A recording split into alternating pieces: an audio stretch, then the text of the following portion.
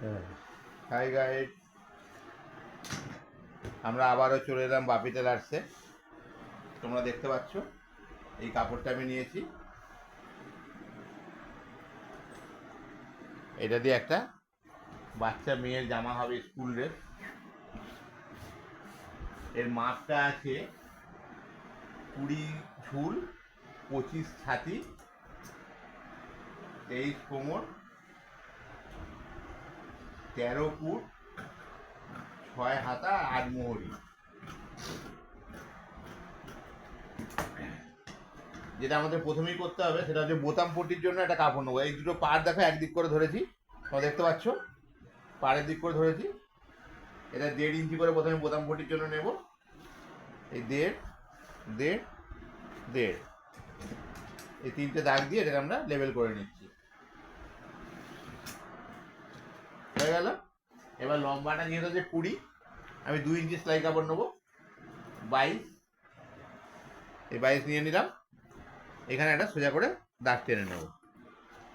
এইবারে এখান থেকে 2 ইঞ্চি নিচে এটা কাঁধ সেভ হবে, এই 2 ইঞ্চি নিচে আবার একটা দাগ টেনে নিলাম।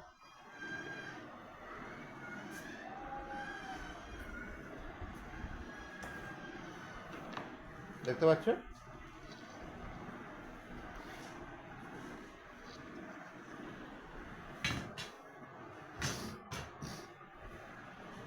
এবারে ফুট আছে 13, 13 অর্ধেক 6.5, আর হাফ ইঞ্চি সেলাই কাপড় নেবো 7।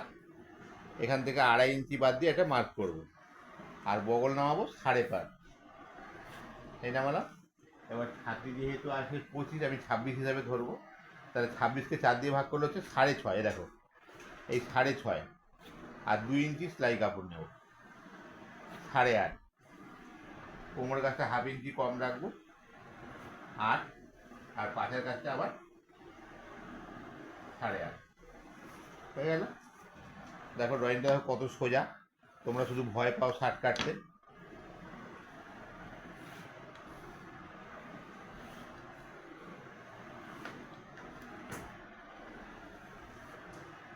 দেখো শার্টের ড্রয়িংটা হয়ে গেছে, দেখো দেখতে পাচ্ছ? ভালো করে দেখো।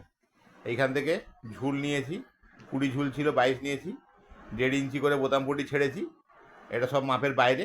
এখান থেকে পুট নিয়েছি, পুট ছিল 13, 13 অর্ধেক 6.5, আর হাফ ইঞ্চি লাগাবো 7। এখান থেকে বগল নামিয়েছি 5.5, যেখানে বগল শেষ সেখানে ছাতির শুরু।